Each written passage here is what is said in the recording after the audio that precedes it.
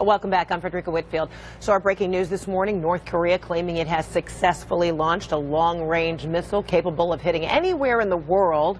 The U.S. military now working to see whether that's true. But all analysts agree this launch had an improved range over previous tests, but President Trump responding via Twitter late last night, saying that he condemns the launch and he's calling on China to, quote, put a heavy move on North Korea, end quote. All of this as Trump prepares to head overseas for the G20 summit, where we just learned President Trump and Russian President Vladimir Putin will hold a full-fledged bilateral meeting.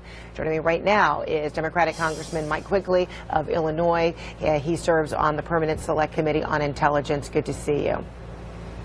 All right, Good morning. First off, happy 4th of July. Well, happy 4th of July. Well, let's talk first about this bilateral meeting now. The Kremlin saying it will be a full-fledged bilateral meeting between Trump and President Putin.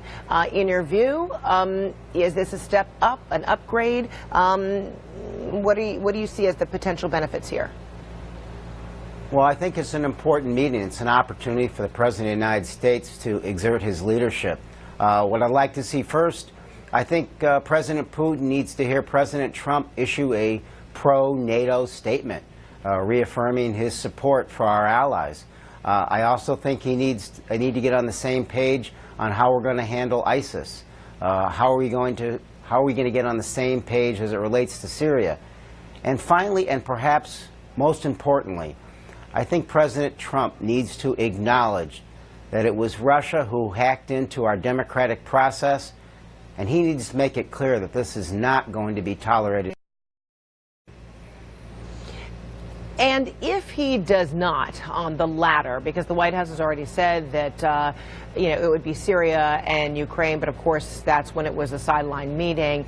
If the President of the United States, who does come face-to-face with Vladimir Putin and does not say anything about the meddling, knowing that there are upcoming elections in which Russia could influence or meddle again, what would that say to you? I think it sends a green light to Putin. If Putin doesn't see resistance, if he doesn't see strength in pushing back, he sees this as an acknowledgement that it's okay. We've seen this Kremlin playbook before and how it's operated in Eastern Europe and now throughout Europe. And what we've seen is if leaders don't push back, Russia will continue this.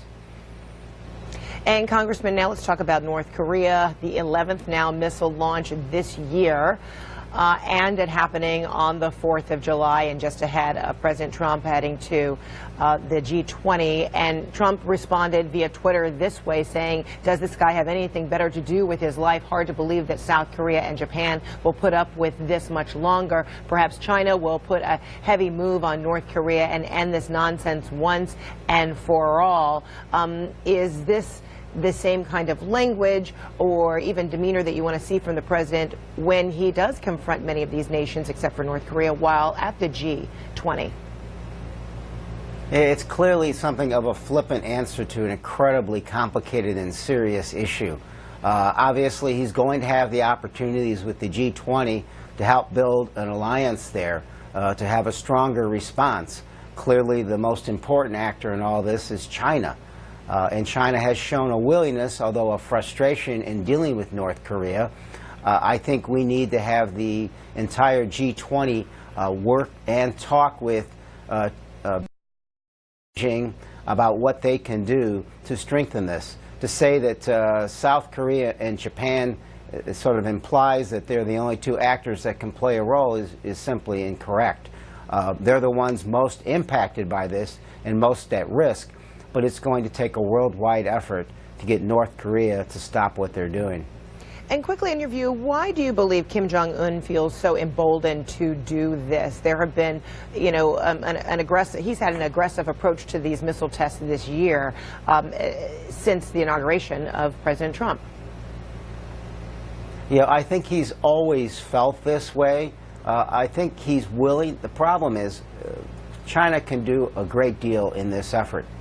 But unfortunately, the leader of North Korea feels like he can sacrifice his own people.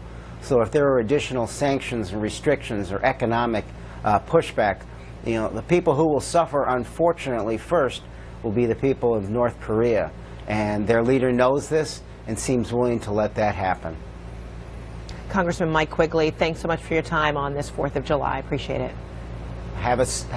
Everyone have a safe and happy 4th of July. Thank you so much.